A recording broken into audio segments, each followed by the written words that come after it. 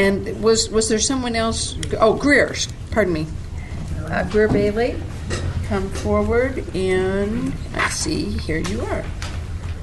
And please state your name. Welcome to the Transportation Committee. Thank you, Madam Chair, members of the committee. My name is Greer Bailey. I'm the Government Affairs Director for the Petroleum Marketers Association. Petroleum marketers are involved in the wholesale transportation and distribution of over 80% of Colorado's fuel supply. And I kind of wanted to, while it was fresh in your minds, try to rise to the challenge presented by the good attorney from CPA, and also comment just briefly on my good friend Stan Dempsey's comments. The Suncor refinery in Commerce City is an important company in Colorado. They're one of the most essential companies in Colorado. But the reality of contracts is that all contracts should be defined in an innate moral basis. And while there is competition among suppliers, I can relate to you that our association in 1985 had almost 350 wholesale jobbers and distributors. We represent more gallons now, and our wholesale jobbers and distributors number less than 85 companies in Colorado. It's not that there's a lack of competition, it's there's an innate lack of supply.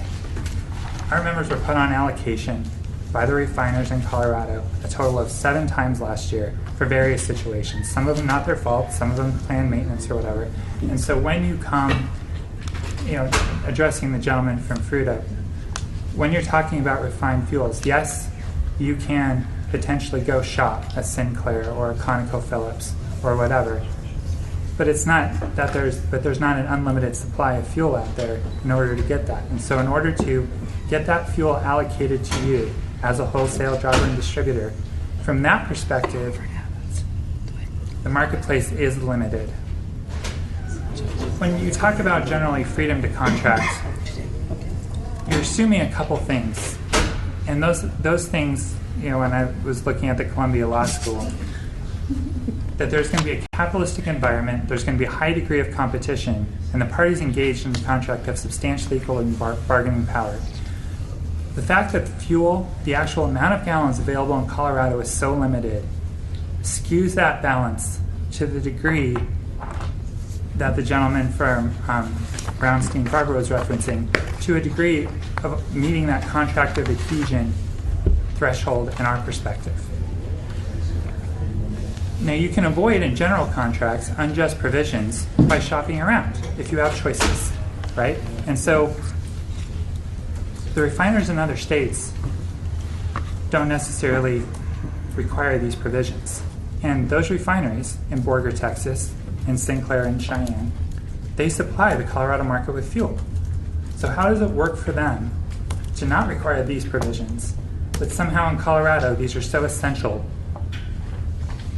And I'm curious what makes Colorado so different, that these provisions are required here, but not in other states, or allowed here, but not in other states. There is one refinery in Colorado. There's 5 or 6 different pipeline terminals. But the companies that are wholesaling these fuels are also essential. They're the co-ops, companies that serve rural communities. They provide fuel to hospitals and school buses. And so they're not trying to get some sort of innate moral advantage here. It's a simple matter of, is the contract provision moral and fair? Now, I will also say that our association has almost 1,200 retail locations. Our members own and or distribute to over 1,200 retail locations in Colorado. Now, oil companies have become less vertically integrated than they used to be. The nation's largest refinery, Valero, actually divested all of their Colorado stores, and now they're called corner store brands. Okay, so the reality of ownership for the fuel in the vast majority of all cases is a petroleum marketer goes to Suncor or goes to a refinery terminal, buys the fuel, or contracts with a common carrier, represented by many of Greg's members here, and they get that fuel delivered to our stations or a government or a fuel depot or whatever. Now, would it be in our best interest, because they want our business, to require these indemnity provisions so that we, as now the owners of the fuel, can now hold the common carrier, the person who wants to work with us, responsible if anything should happen? We could certainly shift that cost, but we don't. and we're here in support of this bill because we understand the principle of only taking responsibility for your own negligence. So that's a real-world example of an industry that could do it, but chooses not to. My members must obtain insurance, and rightfully so, to cover liability issues that they are responsible for. That too is appropriate and just. In other states where this provision is passed, supplying companies have increased the liability requirement for terminal access agreements. That $1 million policy or that $5 million policy has gone up. And the point of that is that this bill is not going to take away the leverage that a supplier company has. They're still going to be able to, as a condition of terminal access, say, you know what? We're not allowed to cost shift among a broad group of companies anymore. So what we're going to do is we're going to raise your premium liability requirement to $5 million, $6 million, $7 million. That's nothing in this bill would prohibit them from doing that. It's their condition of accessing the terminal. But at least that is something that we can quantify. At least we can go to our underwriter and say, or our insurance company and say, this is the amount of risk that I will be responsible for. Period. That to me is reasonable, it's just, and it's actually something that you can quantify.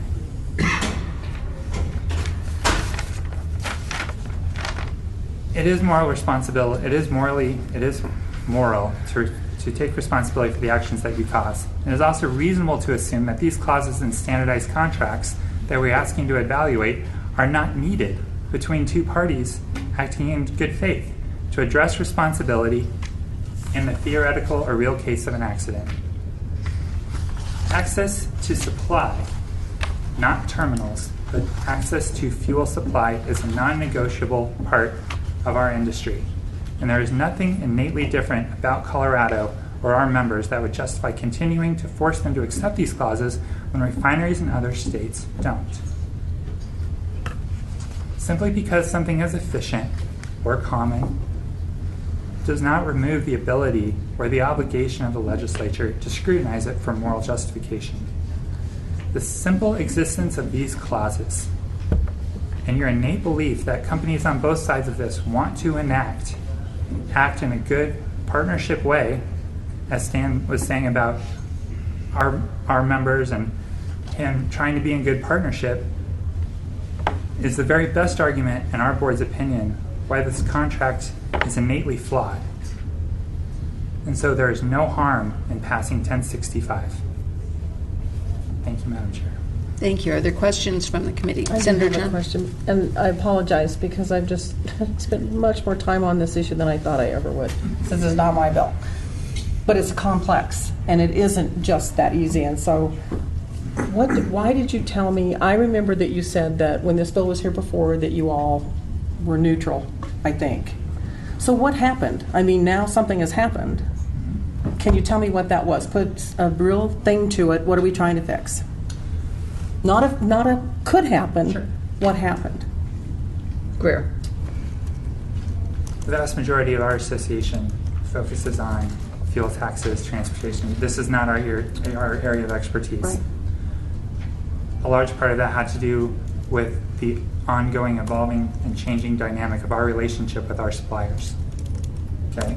Now, Colorado's population continues to grow, but there are no new refineries in Colorado, and there's not going to be another refinery in Colorado. And everywhere else on the country has demands for fuel as well. Really, what helped solidify our position for this bill was this last summer, and the fires and the flooding, and seeing what a momentary instance could do to fuel supply in Colorado. And then trying to reconcile that with these agreements that we have that are a standardized contract, and standardized contracts to a certain degree sway to the conservative because you want to try to, cover all your risk, right? But why we're now in support of this bill is because the fuel supply situation in Colorado is now skewing that balance from a more parity, freedom to contract principle to more of a contract adhesion where the suppliers of fuel to Colorado have even more market power and market leverage than they did even 4 years ago. Senator John? Okay, so tell me how the fires and the floods would have had anything to do with indemnification. Greer? Absolutely nothing. It's simply, there were two situations which stressed the state's fuel supply. And part of that was, and it obviated the situation to our board, that the allocation of fuel to each one of our members, and our members are represented by the biggest jobbers in the state.